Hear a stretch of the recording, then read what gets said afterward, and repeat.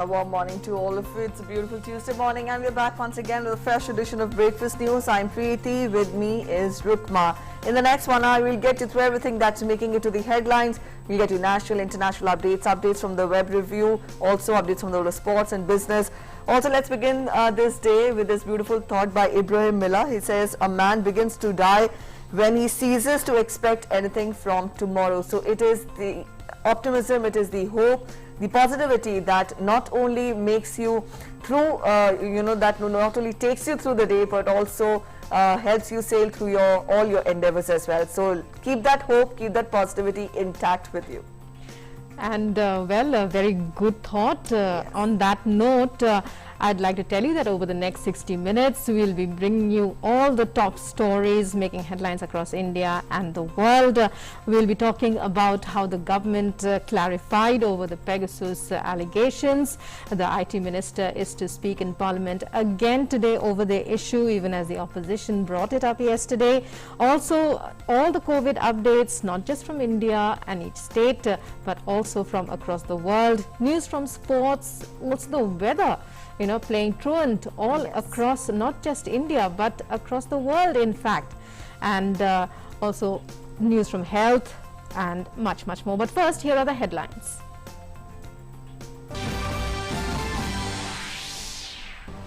Government refutes allegations of surveillance citing Project Pegasus media report, calling it baseless and attempt to malign democracy. Union IT Minister Vaishnav says illegal snooping amid stringent laws is impossible.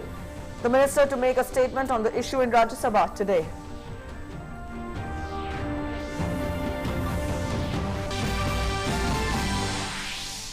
Home Minister Amir Shah calls Project Pegasus report a conspiracy to derail India's development trajectory, questions timing of the selective leaks ahead of the monsoon session. Prime Minister exhorts the nation to get vaccinated, lauds those who have taken the jab in the war against COVID-19. Vaccination coverage crosses 41 crore mark.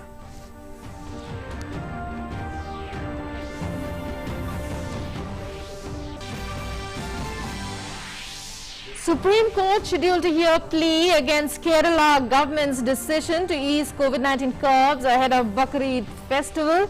State government had decided to relax lockdown restrictions in the state for 3 days in view of the festivities.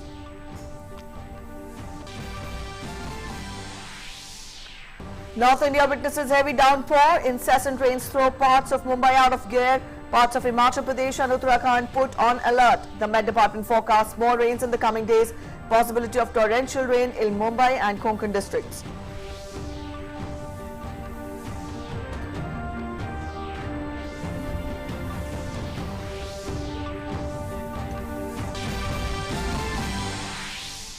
In international news, diplomatic missions, NATO representative in Afghanistan urged Taliban to halt their military offensive. After the weekend meeting between Afghan leadership and Taliban makes no mention of ceasefire.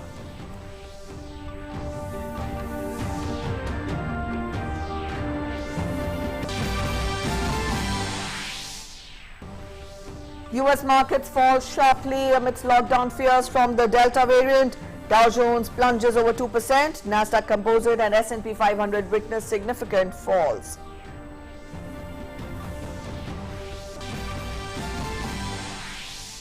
And in sports, India to take on Sri Lanka in second ODI at Colombo today. India will look to seal the series after comfortably beating the hosts in the series opener.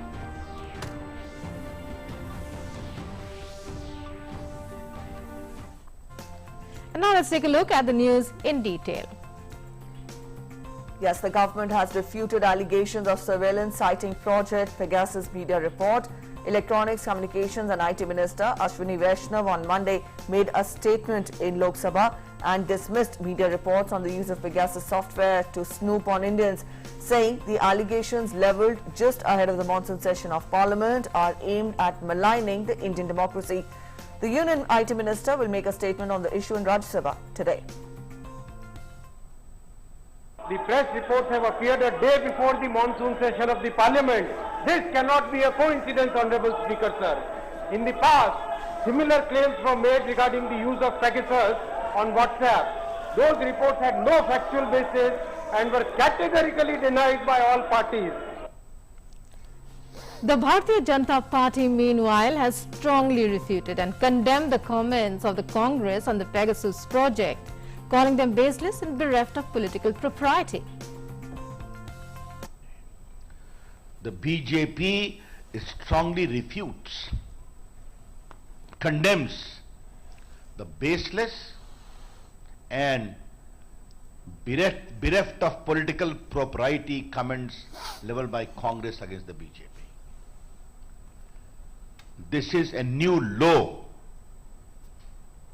in the political discourse of a party which has ruled India for more than 50 years. Home Minister Amir Shah has said that disruptors and obstructors will not be able to derail India's development trajectory through their conspiracies. He said that the Israeli Pegasus spyware report was timed to cause disruptions in Parliament, and the people understand this chronology and connection. He added that monsoon session will bear new fruits of progress and key bills for the welfare of farmers, youngsters, women and the backward sections of the society are lined up for debate and discussion.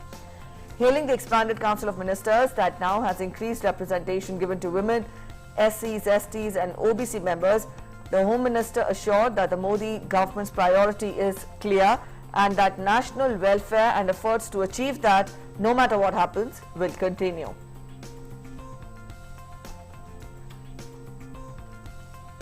And now let's take a look at today's legislative business in both the houses. The Marine Aids to Navigation Bill will be taken up for consideration and passing in the upper house. In the Lok Sabha, Finance Minister, well, as I was telling you, the Marine and Aids to Navigation Bill 2021 will be tabled. The Marine Aids to Navigation Bill was passed in the Lok Sabha in March during the budget session, and today it will go into the upper house. Also, the Union Finance Minister Nirmala Sitharaman will move the Factoring Regulation Amendment Bill 2020 for consideration and passing. Also, the National Institute of Food Technology, Entrepreneurship and Management Bill 2021 will be taken into consideration and passing in the lower house.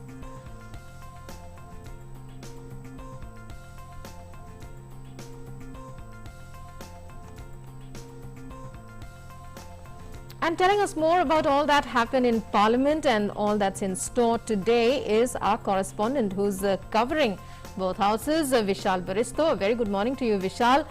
First of all, take us through all that happened even as the opposition tried to corner the government on the Pegasus project report. The government clear on its stand. And of course, good morning, Rukma, and good morning, Preeti.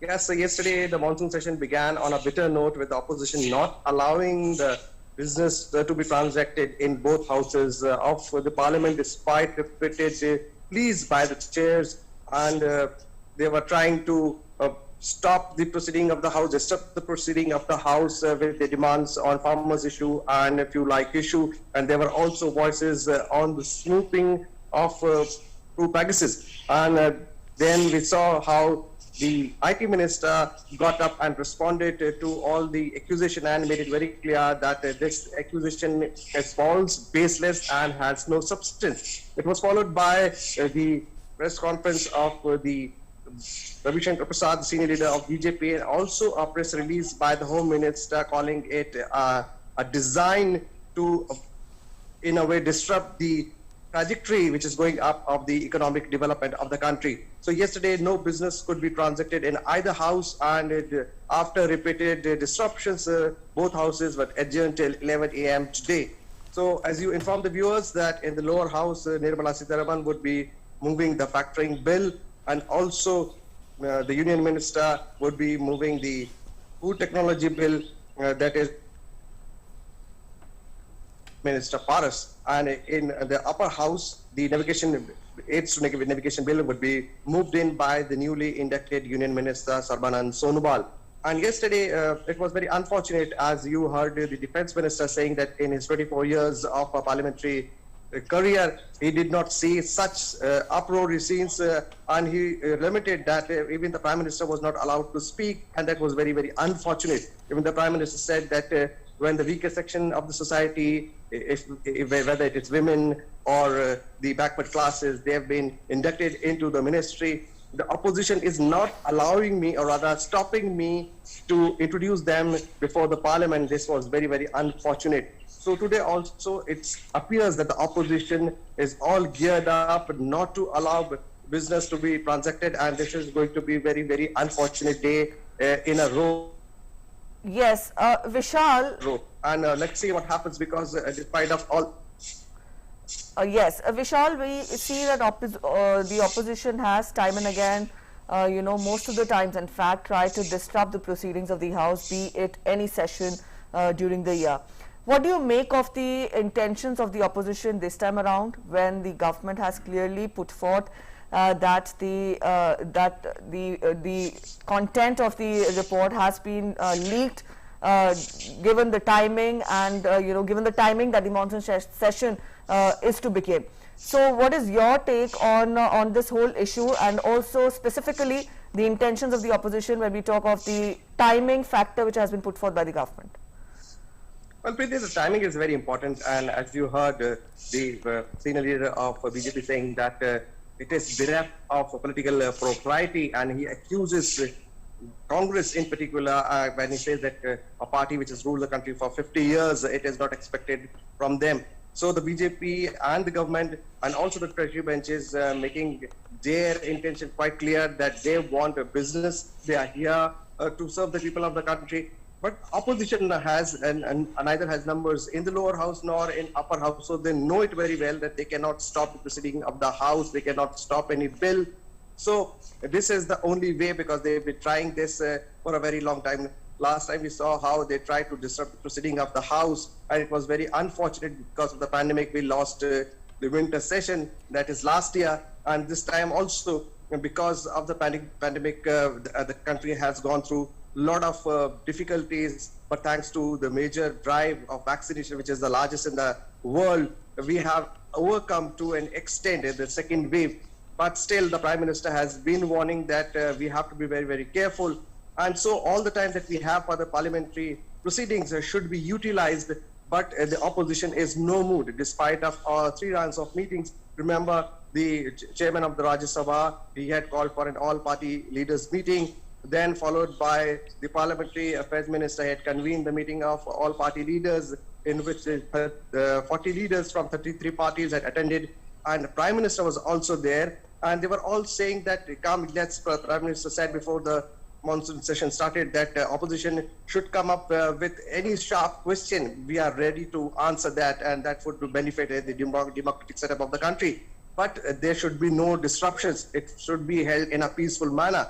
But and after that, it was the speaker who called for an all-party meeting. But despite of all the meetings, what we saw yesterday, that even before the national, just after the national anthem was sung, the opposition they came in the well and they started shouting slogans. And the speaker had to ask them that, please, we have to first pay our obituary.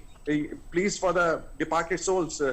Go back to your seats. Then they went back, and immediately after the obituary, then they started shouting slogans, and slowly the opposition moved into the well. So both houses were disrupted, both houses were adjourned twice. But in the latter half, when the houses reassembled at 3 and 3:30 respectively, the opposition did not allow either house to function, and then both houses had to be adjourned till 11 today. So it is very unfortunate. And today also, when the minister is expected to make a statement on the allegations of the Snoop Gate in the upper house of the parliament, the opposition is already gearing up to disrupt the proceedings of the house. But the government and the authorities making it very clear, both are part of the Pegasus and also part of the government, that India and Indian government has not done anything. And all the charges are false and baseless. And the timing is very important. When the monsoon session was about to begin, only a few hours before that, a news was dropped alleging that some of the phone numbers were hacked and there was snooping done. by the agencies, which is very, very unfortunate. The government has made it very clear that Pegasus is only for anti-terror activities, and that is for the safety and security of all the countrymen. All right, so we'll have to wait and watch how this issue further pans out. Let's see how, on what note both the houses begin today. Thank you so much, Vishal, for joining us with those inputs this morning. And it's time now to move on in the bulletin. The country's war against coronavirus continues unabated. And vaccine has emerged as the decisive weapon in the fight against the pandemic. The world's largest vaccination drive is being conducted across the country to mitigate the infection. Prime Minister Narendra Modi on Monday termed those who have taken the vaccine as Bhaubali and said that till now 40 crore people have become Bhaubali by taking the first dose of the vaccine. Prime Minister expressed confidence that vaccination process will continue at a faster pace. अब ये vaccine जो है बाहु पर लगती है और जब vaccine बाहु पर लगती है तो आप बाहुबली बन जाते हैं और कोरोना के खिलाफ लड़ने के लिए बाहुबली बनने का एक ही उपाय है कि आपके बाहु पर वैक्सीन लगवा दीजिए. Meanwhile, in a landmark achievement, India's cumulative COVID vaccination coverage has surpassed 41 crores. More than 47,77,000 vaccine doses were administered in the past 24 hours. Over 22 lakh vaccine doses were administered as the first dose, while over 1 lakh vaccine doses were given as the second dose in the age group 18 to 44 years in the last 24 hours. More than 13 crore 24 lakh vaccine doses have been administered in the age group 18 to 44 so far. Madhya Pradesh, Maharashtra and Uttar Pradesh have administered more than 1 crore cumulative doses of COVID-19 vaccines in the age group 18 to 44 years.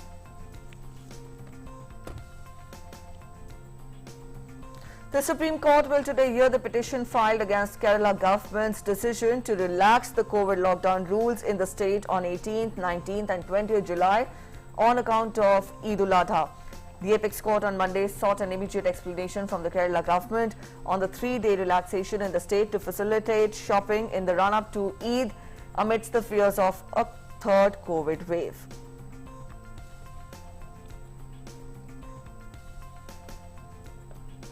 The Uttarakhand government has extended COVID curfew in the state for another week from today, with more relaxations following a dip in COVID cases. People travelling from one place to another within Uttarakhand will no longer be required to carry a negative RT-PCR or rapid antigen test report. Earlier, it was mandatory for people going from plain areas of the state to hilly districts to carry a negative RT-PCR or rapid antigen test report. Shops and business establishments in the state can now open from 8 a.m. to 9 p.m. 6 days a week.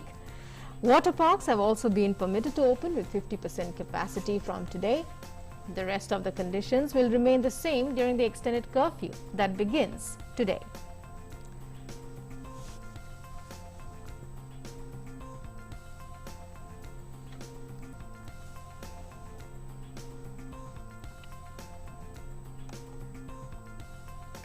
In view of the COVID-19 situation, West Bengal government has now made it mandatory for all inbound flight passengers from other states to show a certificate of 2 doses of vaccination or the RT-PCR negative test report. The new norm comes into effect from today. The RT-PCR test has to be done within 72 hours prior to the departure. Earlier, the rule was applicable to 5 states with high COVID-19 infection rate.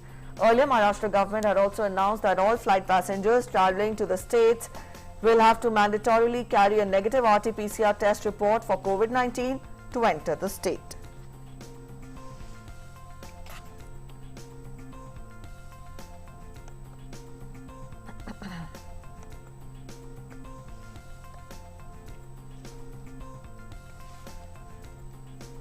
The West Bengal Board of Secondary Education will today declare the results of the West Bengal Madhyamik or Class 10 board exams. A notice regarding this announcement has been uploaded on the official website of the board. Last month, the West Bengal government decided to cancel classes 10 and 12 board exams in view of the second wave of COVID. The board on July 18th announced the evaluation pattern for Class 10 and Class 12 students. This year, nearly 12 lakh candidates have registered for the West Bengal Class 10 board examination.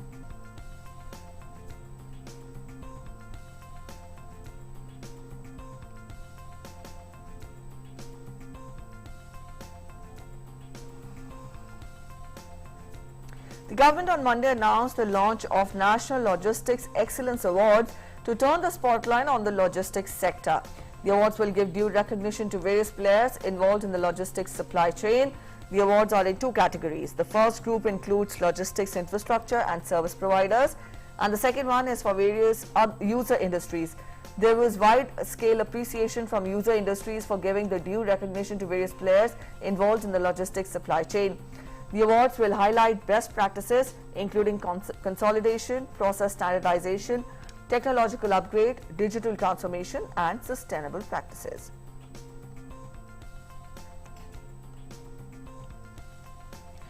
Property cell of Mumbai Police's crime branch arrested businessman Raj Kundra and 10 others in a case relating to the production of pornography. A case was registered against him and others in Malwani police station in February this year. According to Mumbai Police, Kundra has been charged under various sections of the Indian Penal Code and those of Information Technology Act. He has also been charged under Indecent Representation of Women Prohibition Act. Mumbai Police Commissioner has said that they have sufficient evidence regarding this. Kundra is likely to be produced before a Mumbai court today.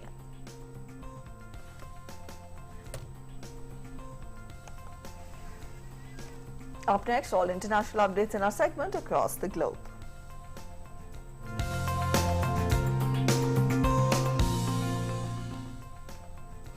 And foreign diplomatic missions in Afghanistan have called for the Taliban on Monday to urgently cease their military offensive, saying it is in direct contradiction to their claim to support a negotiated settlement of the conflict and to the Doha peace process. The collective call comes a day after the Taliban and senior envoys representing the Afghan government ended a two-day meeting in Doha, in Qatar, on Sunday without reporting any significant progress on peace talks. 15 foreign missions and the NATO representative in Afghanistan on Monday jointly urged the Afghan Taliban to end the ongoing hostilities there, saying it thwarts efforts to arrive at a negotiated solution to the conflict and harms and displaces the civilian population. It was widely anticipated the Doha meeting over the weekend would produce a temporary mutual ceasefire to allow war-weary Afghans peacefully to celebrate the Muslim festival of Eid starting today. But a post-meeting joint statement made no mention of a halt to the escalating Afghan hostility.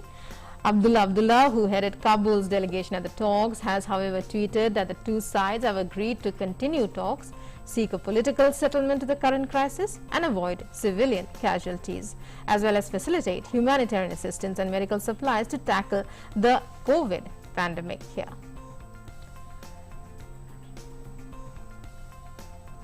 The United States welcomed talks and the commitment the two sides have declared to accelerate negotiations towards an inclusive political settlement. In a statement, the U.S. said that only a negotiated settlement can bring lasting end to over 40 years of conflict in Afghanistan.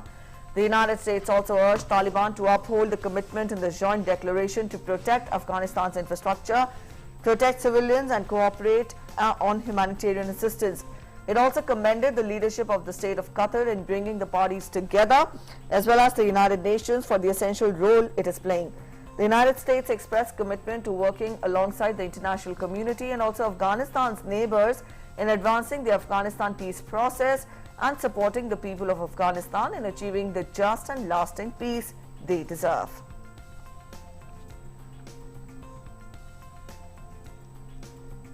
Meanwhile, the Taliban have captured several new districts since early May, when the United States and NATO allied troops began formally withdrawing from Afghanistan after almost 20 years of war. And they plan to complete the drawdown by the end of next month. The Taliban claimed on Monday that their fighters have made new gains in parts of the country, while Afghan government forces also reported retaking a number of districts from the insurgents.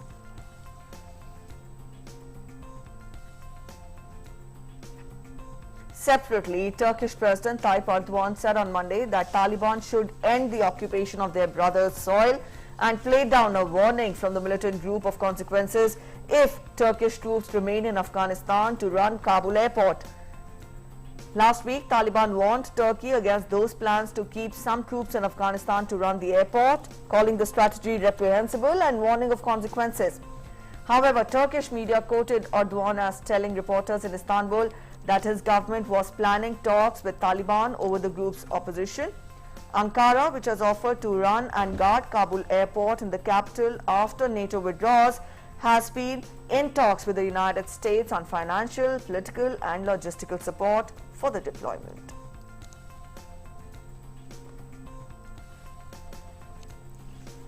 Claude Joseph, who has nominally led Haiti as acting prime minister since the 7th of July assassination of President Jovenel Moïse, will hand power to a challenger backed by the international community, possibly today. The announcement appears to end the power struggle in the Caribbean nation between Joseph and Ariel Henry, the neurosurgeon who was appointed prime minister by Moïse 2 days before the killing but had yet to be sworn in. Haiti Foreign Ministry has said that Joseph took charge following Moïse's assassination to help ensure continuity of state, but would hand over power to Henry now that there is a consensus on the future of the country and protests have calmed. In Iraq, an explosion killed at least 28 people and wounded dozens in a crowded market in Sadr city neighborhood of Baghdad on Monday. More than 50 people were wounded. The device exploded in a market in the northern Sadr city area as families prepared for Islamic festival of Eid al-Adha. Islamic State group has claimed responsibility, saying one of its members detonated an explosive vest. The death toll is likely to rise as some of the wounded were in critical condition. Iraq's security media cell said that an investigation has been launched. It was the deadliest bombing in Baghdad in 6 months.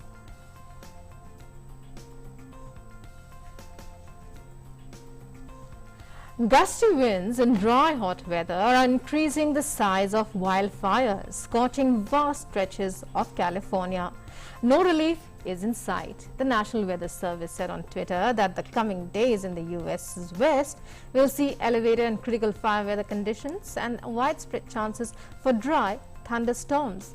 As per the authorities, the Tamarack fire that was ignited by lightning on the 4th of July has grown to 28.5 square miles and remains 0% contained. The blaze is located about 18 miles southeast of Lake Tahoe. Mandatory evacuations of several small towns and other areas in the path of the fire has forced hundreds of people to leave their homes. Russia also witnesses spread of wildfires which have fled amidst a heat wave, tearing through 1.5 million hectares of land in Yakutia, the worst hit region. On Sunday, officials told people to stay indoors and to keep windows shut due to the smoke. The regional capital, Yakut, sometimes known as the planet's coldest city, was forced to suspend flights at its airport due to bad visibility, and also transport on the river Lena that casts through Siberia was also interrupted. Fires flare across Russian forest land annually, but they have become more intense in recent years amidst the unusually high temperatures across the northern Siberian tundra. Yakutia is itself in the grip of a heat wave. Around 123 fires raged on Monday over an area of more than 8.85 lakh hectares.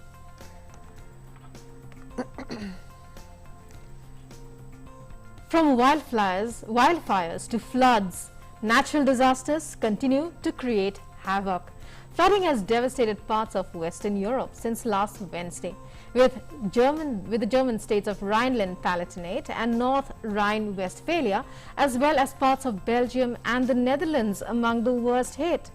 While the death toll in Germany has risen to over 160, at least 20 have died in Belgium. The worst of the flooding has cut off entire communities from power or communications. Residents were trapped in their homes by fast rising floodwaters and a number of homes collapsed. The German government is readying a relief package for hard-hit communities for their longer-term rebuilding efforts, due to be presented to the cabinet tomorrow. Meanwhile, besides floods, huge rubbish piles of flood-damaged belongings continue to grow and are increasingly becoming a nightmare for the residents too. The devastation of the floods by the weathermen to the effects of climate change could shake up Germany's federal election in September, which until now had seen little discussions on climate.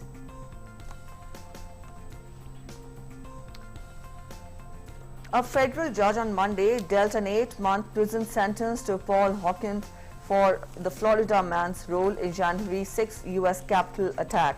This makes him the first among more than 500 people facing criminal charges in the riot to be incarcerated. Hopkins pleaded guilty on June 2nd to one felony count of obstruction of an official proceeding as Congress was in the process of formally certifying Joe Biden's election last November as U.S. President when supporters of the then President Donald Trump rampaged through the building. To date, 17 people have pleaded guilty to riot-related charges. More than 535 people have been charged with taking part in the attack. 4 Chinese nationals have been charged in a global hacking campaign aimed at dozens of companies, universities and government agencies in the United States and abroad. The charges were announced as the United States and a coalition of allies on Monday accused China's Ministry of State Security of a global cyber hacking campaign, specifically attributing a large Microsoft attack disclosed earlier this year to hackers working on Beijing's behalf. According to a Justice Department statement, the campaign targeted trade secrets in industries including aviation, defense, education, government, healthcare, biopharmaceutical and maritime industries. Reaction from China was not immediately available.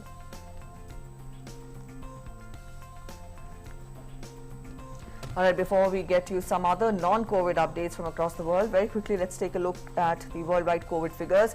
As many as 19 crore 16 lakh people worldwide have so far tested positive for the virus, while the number of recoveries stands above 17 crore 45 lakh. The deadly virus has till now claimed lives of over 41 lakh 12,000 people globally. The US continues to remain the worst affected country by the disease. As many as 3 crore 50 lakh people have been affected by COVID-19 so far in the US, and the virus has claimed more than 8 lakh 24,000 lives in the US.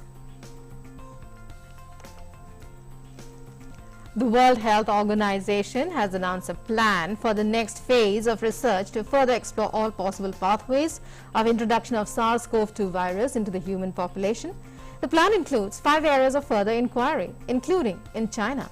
However, the World Health Organization proposal for the second phase of study did not include study of the role of cold chains and frozen foods, which China resorted to many times as an excuse to stop the shipments from India and other countries. It includes research into humans, animals and environments involved in wildlife farming and trade, animal markets in and around Wuhan, areas with the earliest signs of circulation of the virus or where related viruses have been found in animals, and additional genetic tracing and analysis. The proposal also calls for audits of relevant labs and research institutions operating in the area of the initial human cases identified in December 2019.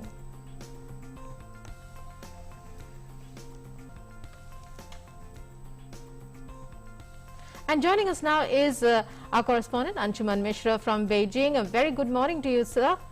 Well, talking about Beijing's stand on what it did to stop shipments, also we hear the WHO will be conducting further inquiries into possible future viruses and so on. Give us an overview of the information you have. Actually, since the time this WHO has come up with this second round, or so to say next phase of studies for the origins of COVID-19 virus, China has been saying that we are studying the proposal, and yesterday China said that it is inconsistent with our position, and China's position is that we have now invited WHO, and now it's turn for other countries to invite WHO to make further studies. But what WHO has said that is very significant.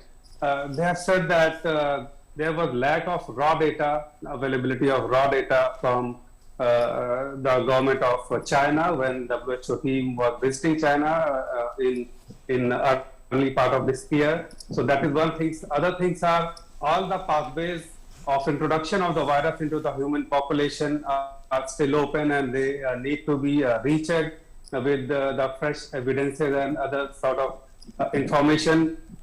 And WHO DG has also said that we need to check all the 223 around that number of healthcare institutions in Wuhan, and data from 1st of October till December 2019. So these 2 months before the official first official case of COVID-19 was declared. So before that, the previous 2 months data is also important. So that is one thing. And what happened after COVID-19 struck in the middle of 2020, when China had sort of controlled the infections and the cases in the country. So China has always given this excuse of virus transmission through cold chain and the frozen foods. And based on that, China had stopped the shipments of India and many other countries.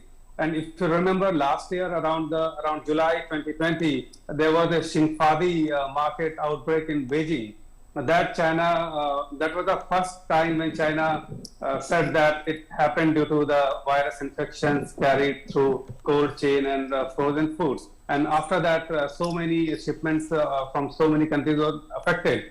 So this second phase of study, which excludes the possibility of virus transmission through cold chain and frozen foods. So this is very significant for countries because you still cannot establish it in a proper manner, and it's a vague area. It's a gray area which countries are not still convinced. So if WHO has excluded that in the second stage, that is very significant from the trade point of view, from the commerce point of view. And if I can add some data, there were many cases where China has suspended the registration of companies based on this inspection and based on the reason that they have been found some COVID positive cases. So that also was another concern. So hopefully after this, if China agrees with this proposal, so we may see some sort of easing out for the trade and commerce and shipments. All right, Anshuman. So we'll have to see how the days ahead pan out. Thank you so much for joining us with those inputs. Also, British Prime Minister Boris Johnson had said on Monday that he would make proof of double vaccination a condition of entry to nightclubs and other venues where large crowds gathered from the end of September. Clubbers flocked on Monday to the first live music events without restrictions since the COVID-19 pandemic began. The government reopened nightclubs and dropped almost all the measures in England in a bet that mass vaccinations will prevent another deadly wave of COVID. Britain on Monday ended more than a year of COVID-19 lockdown restrictions in England, although Johnson's Freedom Day was marred by surging infections, warnings of supermarket shortages and also his own forced self-isolation. Britain has the 7th highest death toll in the world and is forecast to soon have more new infections each day than it did at the height of the second wave of the virus earlier this year. I don't want to have to close nightclubs again, as they have elsewhere. But it does mean nightclubs need to do the socially responsible thing and make use of the NHS COVID pass, which shows proof of vaccination, a recent negative test, or natural immunity as a means of entry. As we said last week, we do reserve the right to mandate certification at any point if it's necessary to reduce transmission. And I should serve notice now that by the end of September, when all over 18s will have had their chance to be double jabbed, we're planning to make full vaccination the condition of entry to nightclubs and other venues where large crowds gather. Britain has decided against giving mass COVID-19 vaccinations to all children. According to the British government, vaccines would only be offered in certain situations, such as when young people have underlying health conditions. Compared with adults, children are much less likely to develop severe illness following infection with the coronavirus. However, the majority of British parents in a survey this month said they favored giving their children a vaccine if offered it. Children with severe neurodisabilities, Down syndrome, immunosuppression and profound and multiple learning disabilities will be eligible for the vaccine in new guidance from the Joint Committee on Vaccination and Immunization. The government said fewer than 30 children with the virus died in the UK up to March this year. Britain's decision is at odds with those taken in countries such as the United States, where children over the age of 12 are being vaccinated.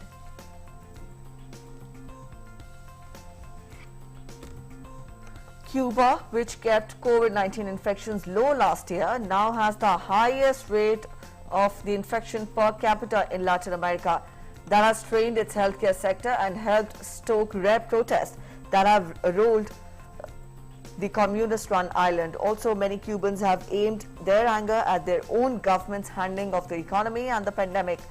The Caribbean nation of 11 million people reported nearly 4,000 confirmed cases per million residents over the last week, 9 times more than the world average and also more than any other country in the Americas.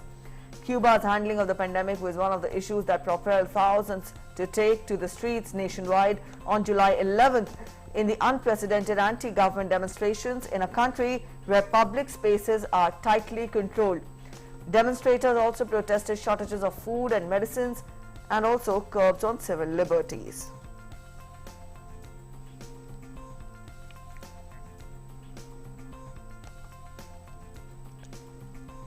Also, Haiti has begun vaccinating its citizens in the capital Port-au-Prince days after it received 500,000 doses of COVID-19 vaccines donated by the US government through the COVAX vaccine distribution scheme. Also, officials said that frontline health workers would be the first to be vaccinated, followed by elderly and also other high-risk groups.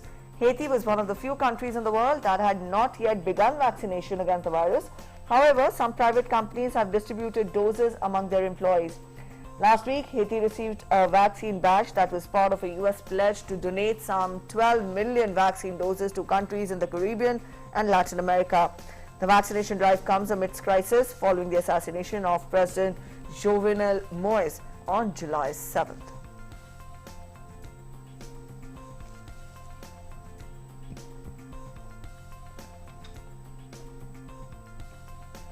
And time now to get you the web news review.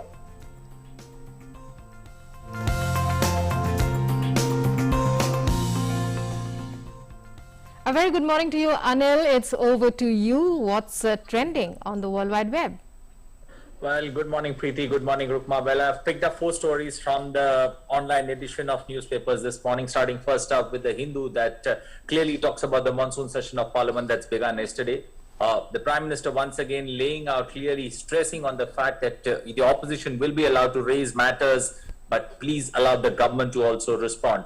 You know, the Prime Minister mincing no words when he spoke, especially in asking opposition to raise the sharpest of questions in Parliament, but also allowing the government to, respond in a disciplined manner, because that's what been the problem there. And the government, once again, the Prime Minister requesting all parties to today join him in especially the meeting on the vaccination policy and management of COVID-19 in India. Remember, this particular monsoon session of Parliament is important. Roughly, there are 19 bills on the agenda, and this session that began on the 19th of this month, that's yesterday, will conclude on 13th of August. Moving forward to the next story that I picked from the Mint. This is an interesting story where America's top scientist, Dr. Anthony Fauci, is once again admitted that there has been a drop in vaccination in America for the simple reason people are not ready to come out and vaccinate. And he's once again asked people and, made them aware of the dangers of the Delta variant of this particular vaccine, the fast transmission that it has. And he's, in an interview, requested people to come out again and vote to take their shots in large numbers, considering the fact that America has been worst hit by the pandemic, both in terms of infections as well as fatalities. When one looks at the numbers, clearly America, world over, the #1 country in both fatalities as well as infections. In terms of fatalities, roughly over 3,50,00,000 cases of COVID-19 in America, and the death toll now slowly inching towards that 6,25,000 mark. So clearly, Anthony Fauci once again asking more and more people to come out and get themselves vaccinated. But the way things stand, Anthony Fauci is worried because the Delta variant is much more potent than the other variants that have been seen in America. So he's once again made an appeal for more and more people to come out and get vaccinated. Moving forward to the next story, that's from the stock markets on how it's been a day of red there, both in the Sensex as well as Nifty. The Sensex almost tanking 600 points, closing and the Nifty tanking around 170 points, both finishing in the red, both finishing dropping 1% each. Most of the sectors, that drag Nifty down. The biggest loser of the day, HDFC, the entire bouquet of HDFC took the markets down in a big way. Except for pharma and reality, there was nothing that finished in the green. So clearly the market in a state of gloom, and one would be looking for better days. It's a new opening today. It's a new day today. So things would, people would be expecting that things would, get better on a Tuesday morning as markets open at around 9. Final story from the Indian Express. This is with regards to the Olympic Games and the first batch of Indian athletes that arrived on Sunday. They have finished their COVID protocols there and they have gone down to training. And there's a wonderful picture of Indian gymnast, the women gymnast, that Praniti, exercising and getting herself ready for her competition. So clearly Indian athletes, and now the second batch is also there. So clearly Indian athletes getting into the groove. Remember, Olympics is 1 year delayed. The Olympics begin on 23rd of this month. That's this Friday, and goes on for a fortnight till the 8th of August. So we all would be cheering for India. Remember that hashtag still exists, cheer for India. So one needs to cheer for India, and one needs to hope that there are 126 athletes there taking part. But then there are 135 crore Indians that are cheering for them back home and back there. That's it from me. Back to you, Rukma and Preeti. Yes, indeed, we will be cheering for them. Thank you so much, Anil, for joining in with that Feb News review this morning. And it's time for some weather news now. North India witnessed heavy downpours the whole of yesterday. Incessant rains threw parts of Mumbai out of gear once again. Due to the rain, several low-lying areas in Kalyan, Dombivli, Ulhasnagar, Bhiwandi and Ambernath in Thane district reported severe waterlogging. The IMD has predicted moderate to heavy rains in Mumbai and its suburbs, with the possibility of very heavy to extremely heavy rainfall at isolated places. These weather conditions will remain for today as well as tomorrow. The Weather Bureau has already issued a red alert for the city and other districts in the Konkan region.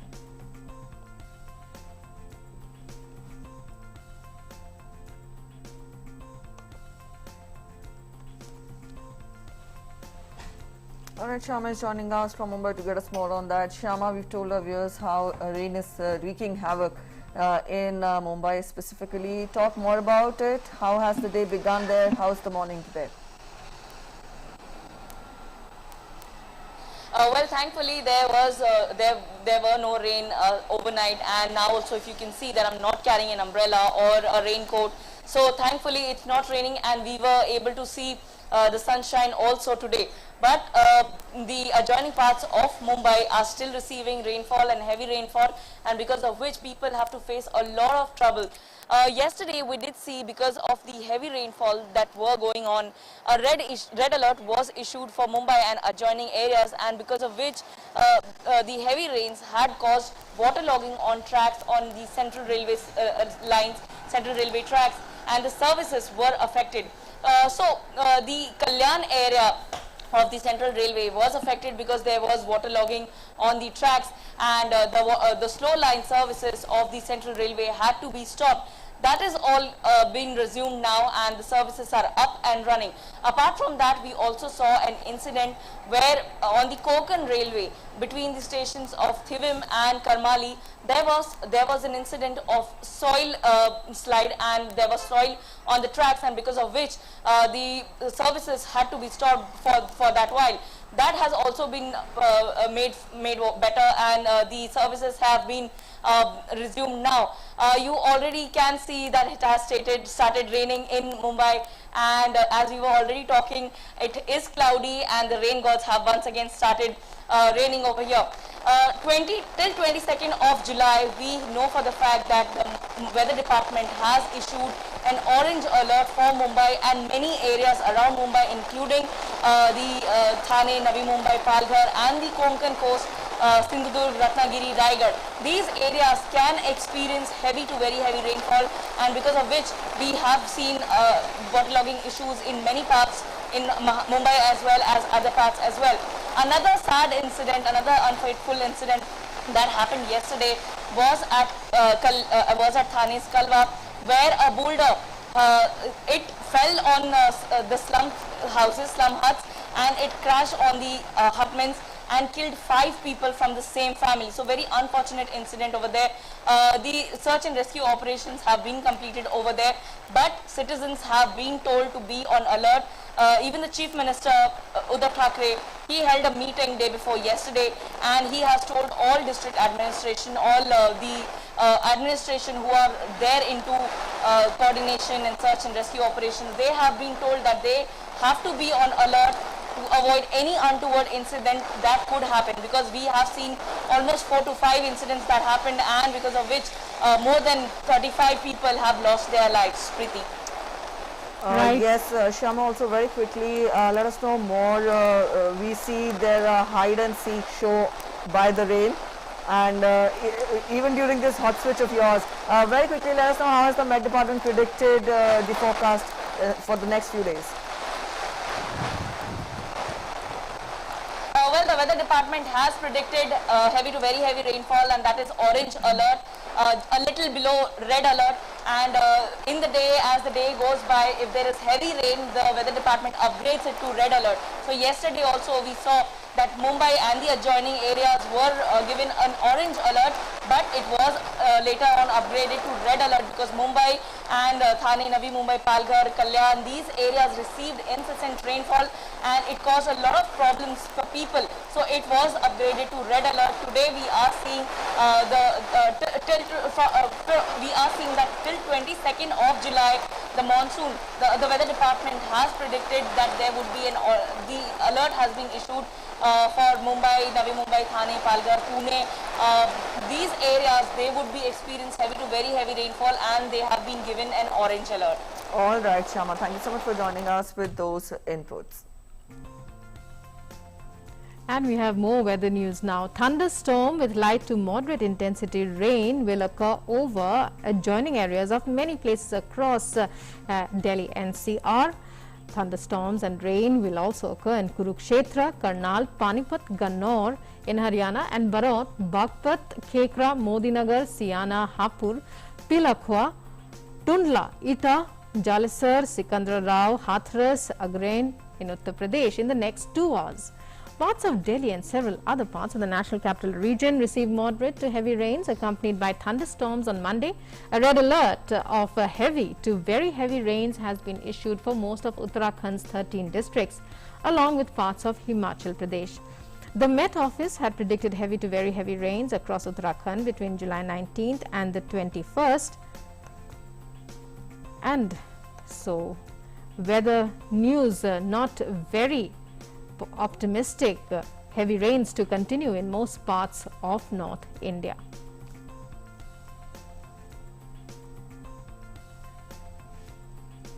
Let's get to sports updates in Sports Track.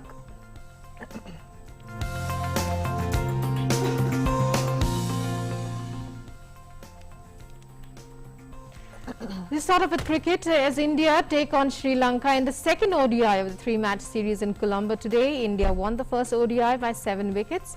Chasing a victory target of 263 set by Sri Lanka, India achieved the target in 36.4 overs. With Shikhar Dhawan's unbeaten 86 in 95 balls and Ishan Kishan's 59 in 42 balls. Prithvi Shaw, who made 43 in 24 balls, was named player of the match. With this win, India has taken a 1-0 lead in the 3-match series. The third and final ODI will be played on the 23rd of this month. Both the countries are also scheduled to play 3 T20 matches starting from the 25th of July.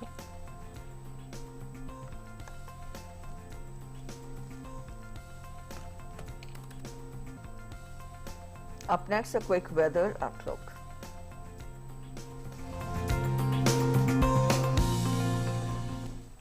The western end of monsoon trough at mean sea level continues to run close to its normal position and is likely to shift gradually northwards.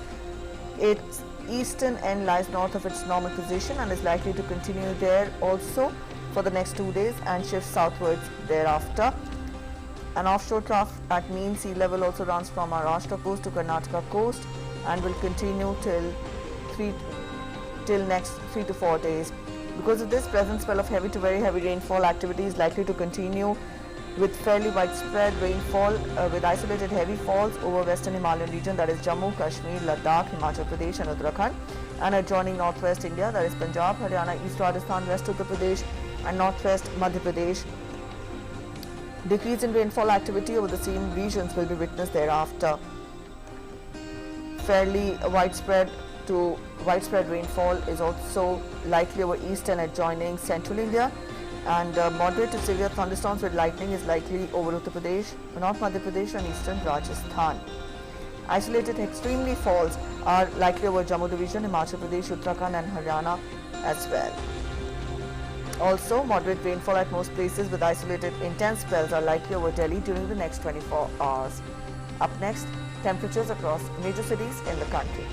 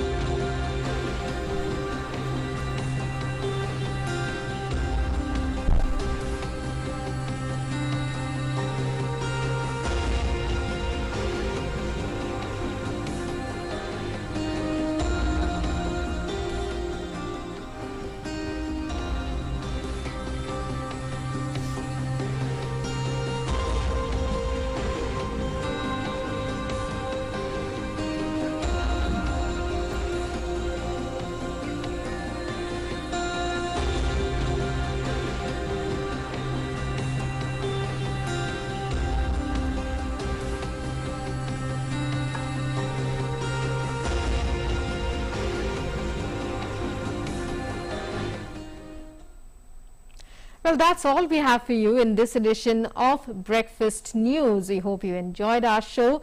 Meanwhile, here's a quick reminder. As you step out of the house today, don't forget to follow COVID-appropriate behavior, as the battle against COVID-19 is still not over. So wear a mask, maintain social distancing and hand hygiene. Yes, and also all those eligible, please get yourself vaccinated as well. And before we go, we leave you with these images we got for you from Odisha. These visuals, in fact, after resting for 8 days in Gundicha temple, Lord Jagannath, Lord Balbhadra and Devi Subhadra are returning to Puri temple. Take a look. Have a good day ahead. Bye-bye. Namaskar.